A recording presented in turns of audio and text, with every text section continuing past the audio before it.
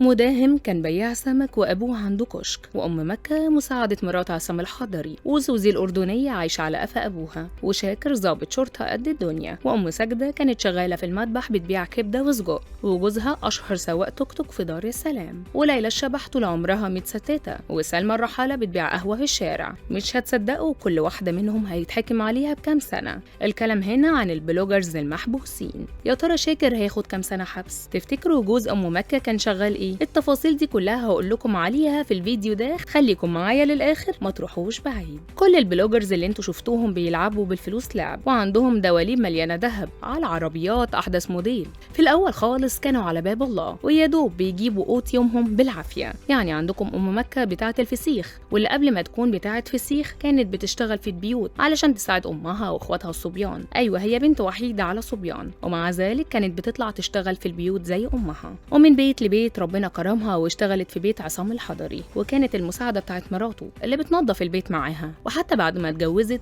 فضلت شغاله لان جوزها كان سباك. وشويه شويه رجليها دخلت في سكه السوشيال ميديا، لحد ما شفتوها ام مكه بتاعت الفسيخ اللي بقت من اشهر البلوجرز على السوشيال ميديا. اما انتمتها ام ساجده واللي اتنقلت من كرسي الكوافير للنوم على البرج، ما كانتش مدلله ولا حاجه زي ما الكل افتكر، علشان ظهرت لاول مره بتعمل شعرها فقالوا دي معاها فلوس وحياتها مرتاحه، يعني السوشيال ميديا ما ضافتلهاش فلوس كتير. الحقيقه انها هي كمان كانت على باب الله وشغاله في المذبح بتبيع كبده وسجق في الموسكي، وجوزها من اشهر سواقين التكاتك في دار السلام، واللي غدرت بيه وانفصلت عنه بعد ما بقت البلوجر ام ساجده. اما بقى ابو كتيبه 3 سبعات كان بياع سمك. عرفتوا قصدي على مين؟ طبعا مداهم، اصوله صعيديه من سوهاج، وابوه كان عنده كشك كده صغير في الشارع بيبيع فيه شويه حاجات، ومداهم بيطلع يبيع سمك في الاسواق علشان يساعد ابوه ويجيبوا مصاريف البيت. وفي يوم ربنا كرمه ودخل يلعب ببجي، لعبه جرت لعبه بقى حريف فيها واتشهر، ومنها طلع على تيك توك واللي عمل منه ملايين. وبقى مداهم ابو كتيبه 3 سبعات، ومن التيك توك للبورشه على طول. سوزي الاردنيه دي عيله لا راحت ولا جت، فما كانتش بتشتغل وعايشه على قفا ابوها وامها اللي كان حلم حياتهم يعلموها تعليم عالي، لحد ما دخلت التيك توك وبقت البلوجر سوزي الاردنيه. يعني الدنيا ما لحقتش تمرمطها زي اللي قبلها. نيجي بقى لليلى الشبح اللي لابسه محل ذهب في ايديها، ودي طول عمرها هانم ومتستته. ابوها كان عنده مكتبه صرافه كبيره وقهوه من اشهر القهاوي في منطقتهم، وطلعت من العز في بيت ابوها لعز جوزها الشبح اللي بيلعب بالفلوس لعب. ومع ذلك ما حمدتش ربنا واكتفت باللي هي فيه، وقررت تدخل السوشيال ميديا علشان تتشهر وتكسب فلوس. وهو زياده الخير خيرين. سلمى الرحاله بقى دي كانت عامله عربيه قهوه في الشارع، وفي يوم وليله بقت سيده الاعمال سلمى الرحاله. شاكر محظور كان ضابط شرطه قد الدنيا ومن عيله متعلمه، وبسبب غلطه عملها انفصل من الكليه ودخل عالم التيك توك وبقى الملك بتاعه. اما بقى العقوبه اللي هياخدوها في اساءه استخدام السوشيال ميديا هتكون من 6 شهور لحد 5 سنين، و5 زيهم مراقبه. وغسيل الاموال العقوبه فيه 7 سنين بحالهم. انتوا قولوا لي بقى مين البلوجر اللي اتصدمتوا لما عرفتوا مهنته قبل الشهره؟